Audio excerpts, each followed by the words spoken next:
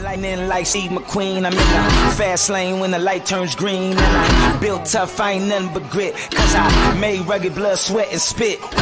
Yeah, like a horse I fly. Better push yourself in for a bumpy ride. I like to play hard, but I work harder. And I weather the storm cause I'm built stronger. What is up, ladies and gentlemen? We are back. We are live. It is the Freight Coach Morning Show, the top morning show in transportation, coming to you guys every single weekday, 8:30 a.m. Pacific, 10:30 Central, to break down some industry headlines and to provide some actual insight into what you can do with all of this information. At the end of the day, you guys, I only have transportation professionals on my stuff. We are active in the day-to-day. There are people out there who are doing this job day in and day out. There's no theory on any of my content because, you guys, at the end of the day, with all this information that's out there, no matter what's going on in the market, there's going to be a winner and there's going to be a loser. And there's an opportunity for us to all stay in business regardless of the freight market.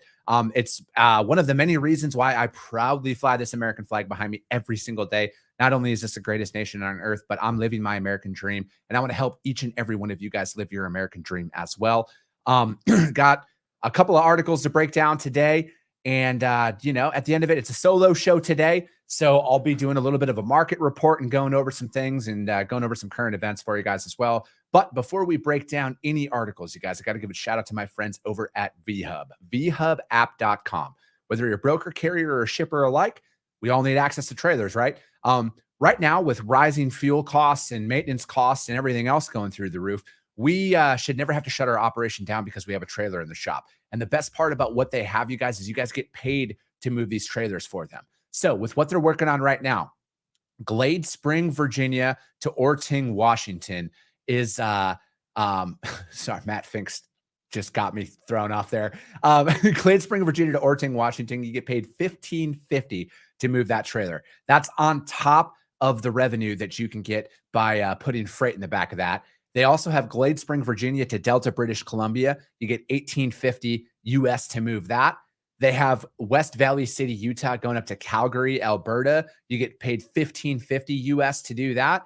And then they also have San Diego, California going out to Houston, Texas.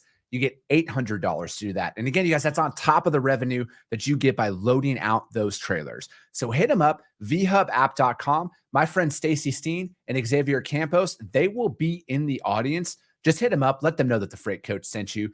Zach Williams, what's up, my man? Let's fucking go, Freight Fam. He says he's with SPI Logistics, you guys. You guys want to become an independent freight agent and take control of your financial future? Hit him up. Vitaly Becker is back.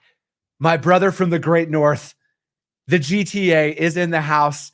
It's good to see you, my man. I know you're just coming up for air here in the busy peak season that you're in. Sonny Sharma, good fucking morning, trucking fam. Let's go. April Maroney, good fucking morning to you. Let's fucking go. All right. To Matt Fink's comment that completely threw me off.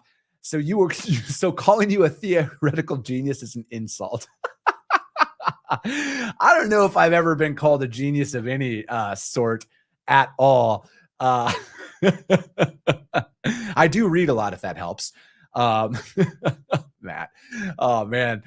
Ryan Muhammad, what it do? Let's go, man. What it is on this beautiful Tuesday. You guys, we are at like day 172 of the Freight Coach Tally, and that is also the 172nd reminder that there is a truck parking issue as well as a facilities issue out there. You guys, we got to band together as an industry and put our best foot forward to make sure that, our drivers have access to showers, right? Basic human necessities that none of us would ever go without, yet we're expecting our drivers to, as well as other things, you guys. Again, I don't do this for vanity metrics. I could talk about a lot more controversial topics to pump up my numbers, but I'm not concerned about that, you guys. I'm concerned about education, and I'm concerned about, and I'm committed to insight and actually moving this industry forward in the right direction. So again, I'm going to keep bringing this stuff up until there is actual and meaningful change out there. Welcome, site. I guess you could call it that. Fuel is officially below $5 a gallon nationwide. As of yesterday afternoon, it was at $4.96 a gallon. Please don't shoot the messenger. I'm just delivering that. As a whole, we're still up $1.30 a gallon year over year. It is still astronomical. It is still insane. It's good to see fuel trending down, though. Let's get it back down to where it was when all of our pipelines were open, though. You know what I mean? That would be awesome. That I don't think anybody would turn that fuel price down at all. I get all that information from the EIA. You guys, EIA.gov. It's good information out there. Let me see. 75 hard. I know you are reading. Turn it into the Freight Warrior. Yeah. You know what, man? I did it. I read that book. I've completed the program. And I'm getting back on the program because I love myself a lot more on it.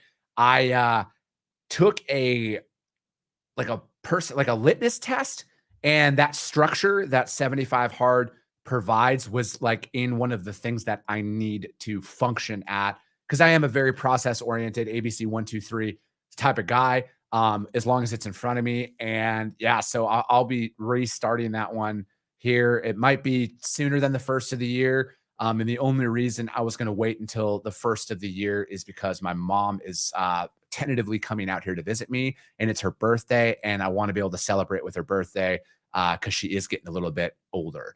And yeah, so let me see here. Speaking of that, and my mom literally just texted me, so that's kind of funny.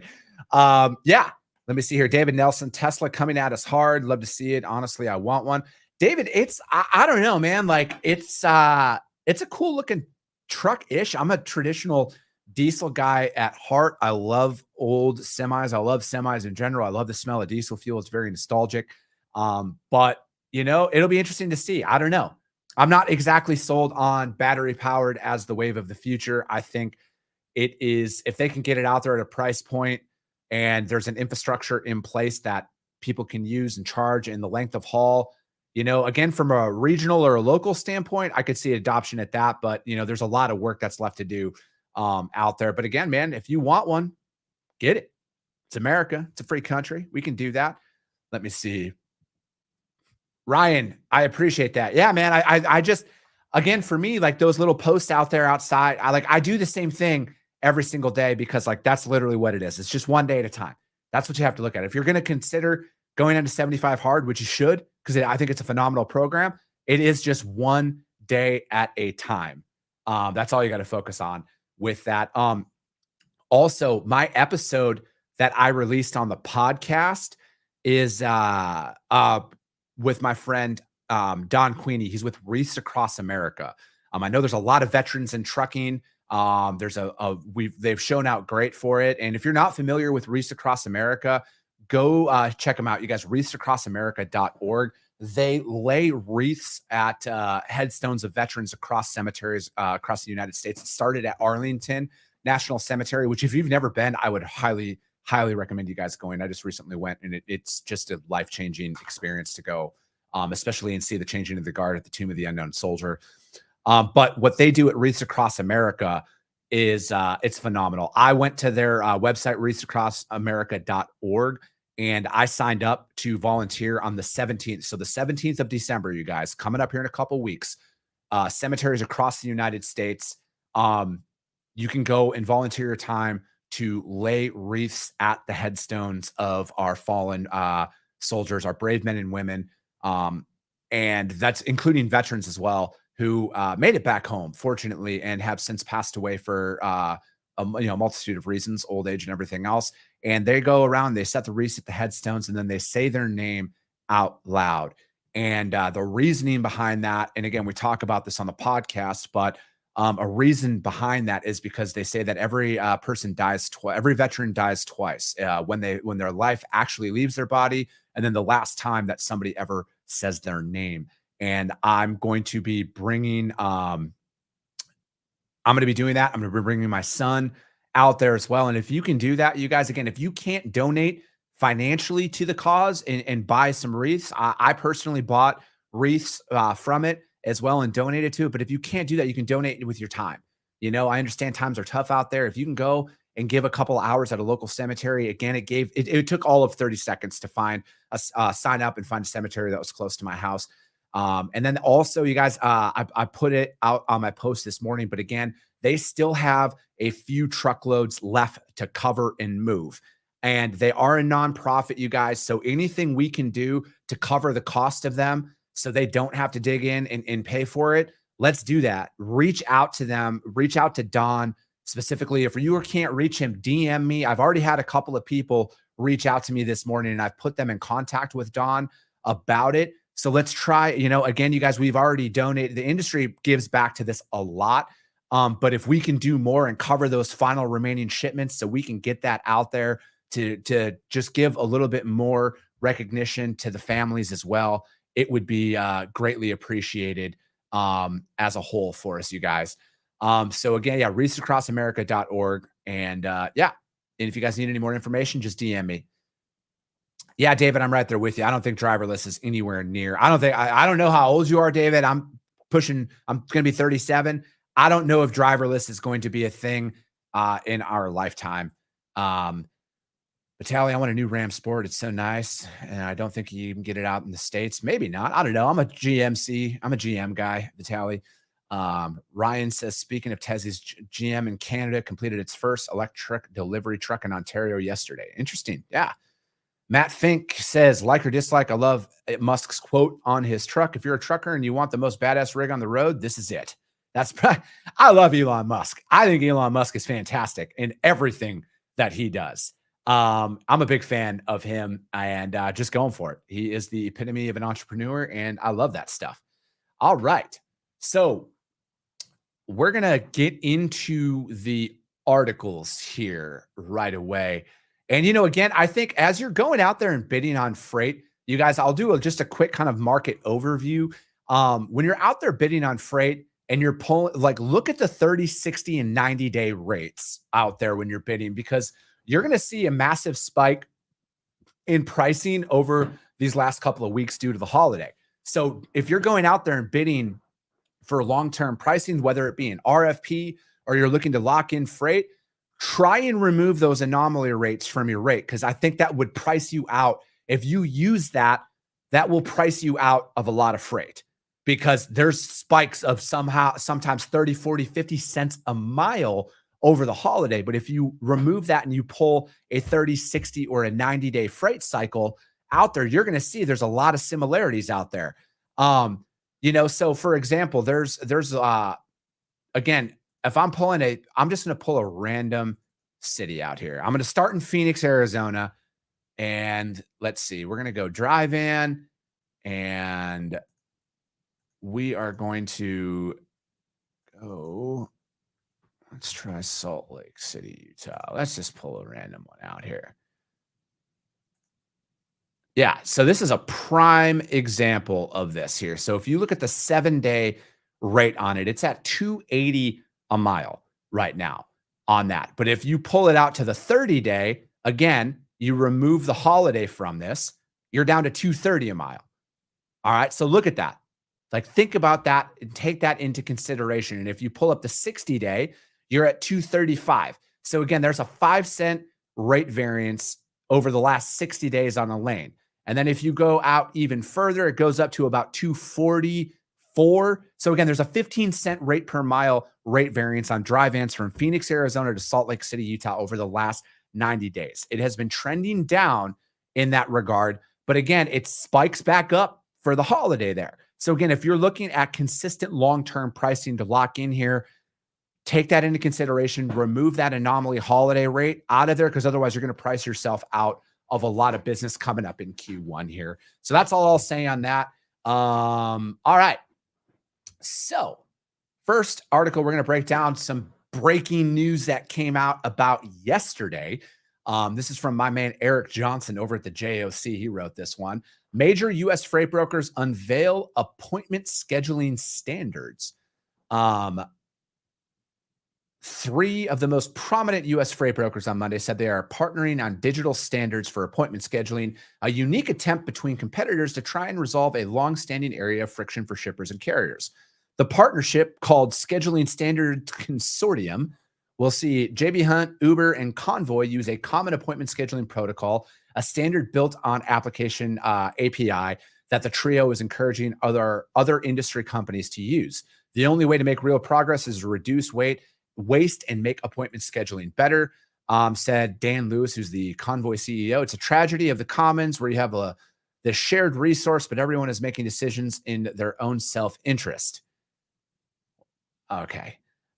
Lewis said the idea behind cooperating with companies that ostensibly are competitors was to get beyond the reality that it's hard to make big investments in something when you don't know if the adoption will actually happen. We don't know what the grand long-term platform will be, but the idea was let's get together on the standards and then companies will feel more comfortable making investments.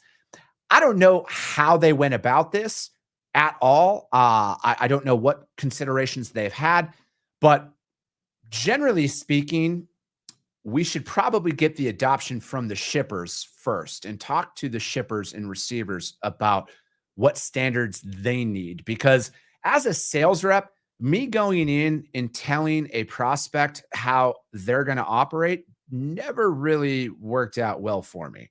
I like the idea as a whole of like a standard scheduling system as a whole, but I think it's only going to work for a sector of the industry because there are a lot of small to mid-sized shippers out there who don't need this, or they have it. They have their own platform that works for them. And going in there and telling them, oh, just API in with us and we can take over your appointment scheduling. Again, it'll be interesting to see how this kind of rolls out, but I feel like it's going to be more of an adoption for like large shippers who move like 1,000 truckloads a day style thing, or a little bit more. Again, the idea was first discussed between the companies in the spring and eventually developed into a plan to share. We realized we couldn't do it alone. Stuart Scott, not to be confused with the former late ESPN announcer, he's with JB Hunt. We've been part of the consortiums in our industry. We know it's needed to be open and collaborative and agnostic and not associated with a specific tech provider. Learning from past experiences, we approached it with the mentality that you can't do it unless you have drive open adoption. And Lewis said the drive to build and promote appointment schedule standards was born out of the reality that the individual service providers cannot force shippers into adopting their process. So if the individual provider can't, so let's join together as an industry and force change upon the I don't know. If any of us had an option to have a differentiated scheduling experience, we'd have done it already. Even if one of us did it on our own, you need the shipper and the TMS to adopt it. Whoever uses it best. Scott agreed, saying the competitors agreeing to follow a standard to make it easier for carriers and shippers doesn't inhibit competition. I expect us to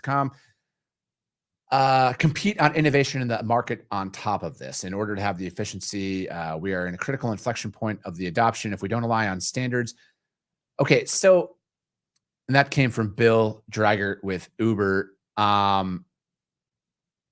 I don't see where the standards are, where they lay out what the standards are here. It just talks about creating an open-end API to plug in to the shippers. Like, again, I don't like, will there be adoption? Of course, there's going to be adoption to this, but there are, let me see, to Matt Fick's point, good luck telling Procter & Gamble what they are going to do. You nail this. It needs to be collaborative, and hopefully the absence of shippers' nameplates was an oversight. Again, I don't know the depth of it if they've already reached out to a majority of their, because again, Convoy, Uber, and JB Hunt work with a lot of large shippers. So maybe they had talked to them. Again, I got to give the benefit of the doubt because I don't know. But if this is as a service provider, me going and telling one of my shippers, hey, this is what you're going to do to schedule appointments, I don't see that ending well. I doubt that's what they did, but I don't know for sure. As a whole, it'll be interesting to see because I think that we need it, like bringing some of this technology to some of the small to mid-sized shippers to automate their scheduling. I think that'd be a solid play. But again, we need their adoption and we need to consult with them first on, hey, this is what we're thinking about building. At least that's how I would do it. Fuck it. Maybe one day Freight Coach Logistics will do that. I will come up and collaborate with all of my shippers and build out the technology myself. Who knows? I'll always take a shipper first and a customer first approach because I need to add value to their operation, not tell them how they need to operate. Again, my man, Eric Johnson is one of my favorite follows out there. If you're not following Eric Johnson across social media, you should. He's one of my favorite journalists out there. That article is from joc.com. Major U.S. freight brokers unveil appointment scheduling standards. As always, you guys, all the links to the articles that I put in the show will be on the YouTube channel for the Freight Coach, as well as the Coffee with the Freight Coach audio only replay of this. And if you guys do go over to those other platforms and follow your boy over there, if you could subscribe and share and rank the show, it always helps. It helps get the reach out there because if you guys see value in it, your network's going to see value in it. That's how all this works for me. All right, let me see here. Robert Peterson. Currently, I don't go back further than 6 months right now since we're coming off. Yeah, I would highly agree with that, Robert. I wouldn't even go back past 90 days if I were you, because there was a lot of, as the spot market started to change earlier this year, a lot of the change has kind of came over the last 60 days. So I think the last 60 days are the most telling on how a freight market will perform. But again, take into consideration Q1, this will be a normal Q1. And with that being said, rates are what they are during this time. But again, if you're bidding out an RFP, whether it's a 3 month, 6 month, 9 month, or 12-month RFP, you have to take that into consideration and bid it for the entire time period, because you can't go in off of what rates will be in January, because then your tender rejection rate will be through the absolute roof and you'll just be kicked out. So you got to take that into consideration as you're bidding all that stuff out. All right. Second article. This one came in lieu of the Seattle Times because I didn't want to sign up for a Bloomberg membership as a whole. So this one was from the Seattle Times. The Uberization of U.S. trucking is only speeding up, it says. U.S. trucking is entering a tumultuous period that will likely reshape the $875 billion industry. I would say we're actually coming out of a tumultuous period, but then again, what do I know? I've only moved 3 truckloads in my career. Shipping rates that spiked during disruptions caused by the pandemic have plummeted. Some are calling it a freight recession. I call it a normalization for a guy who actually works in the industry. As inventory gluts across the U.S. lowered demand, that has placed the sector at a disadvantage during annual contract negotiations now in full swing, but means retailers and other customers will benefit from lower transportation costs. There's also a shakeup among the brokers who match trucking companies with loads that need to be shipped. Silicon Valley entered the fray a few years ago and digitized what had been a transaction done with phone calls and paper. Okay, motherfucker. It has not been done with phone calls and paper since the early 2000s. What in the literal fuck? Large and established brokers have also bolstered their technology, leaving the 17,000 smaller firms that haven't evolved vulnerable. That is wrong.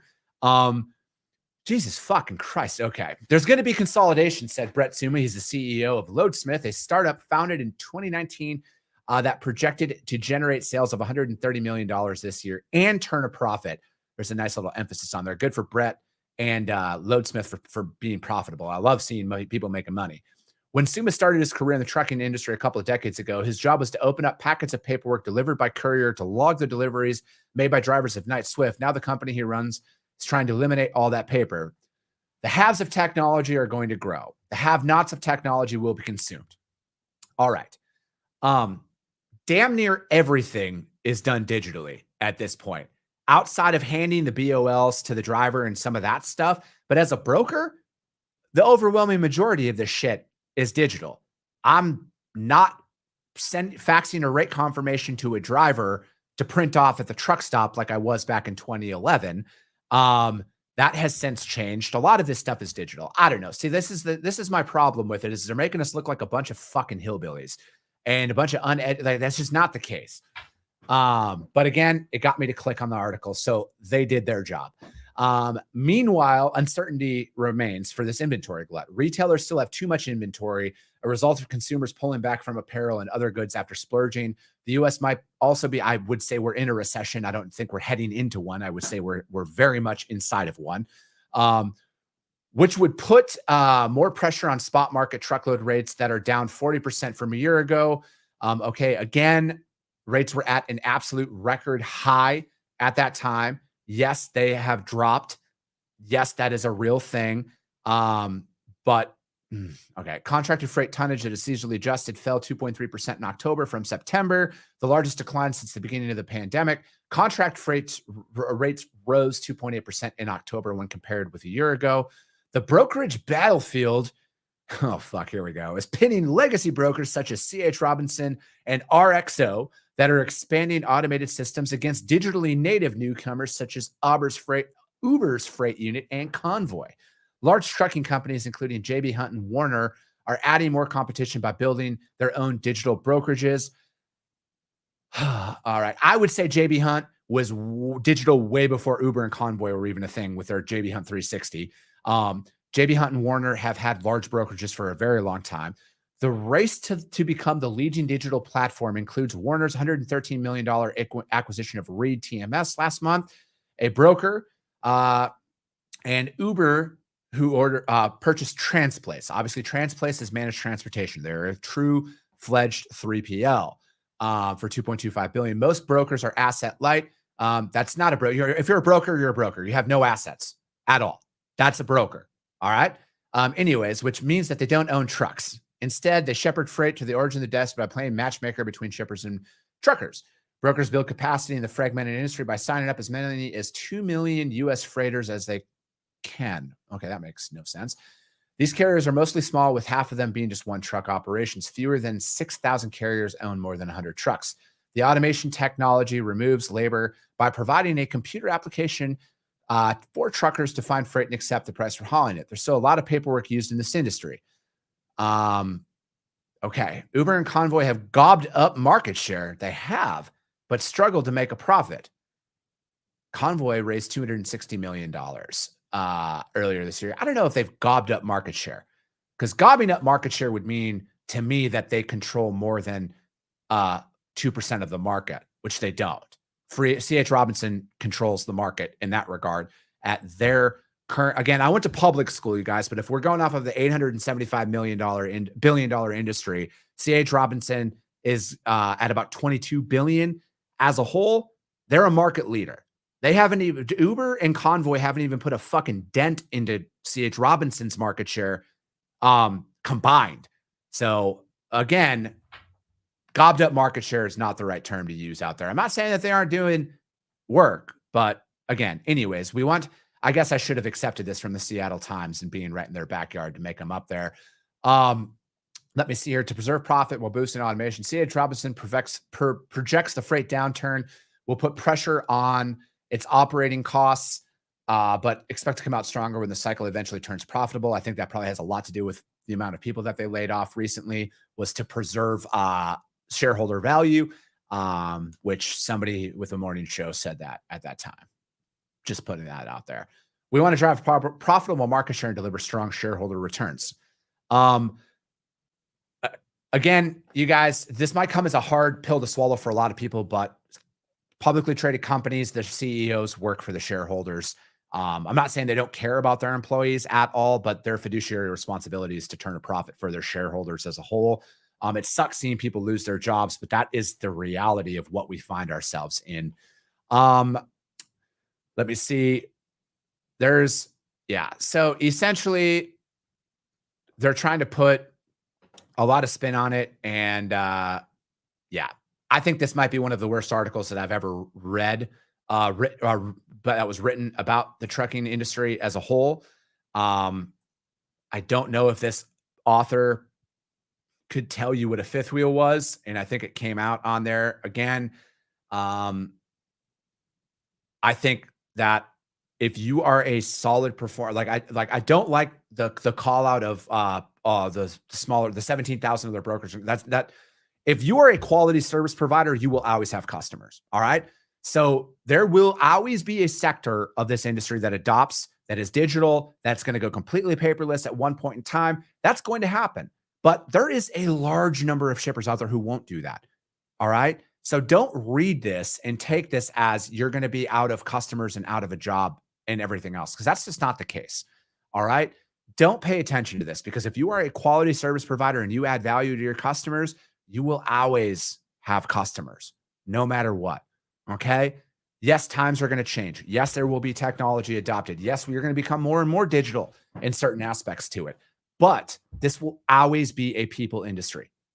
Always. You cannot automate a relationship. You cannot automate a give a fuck level.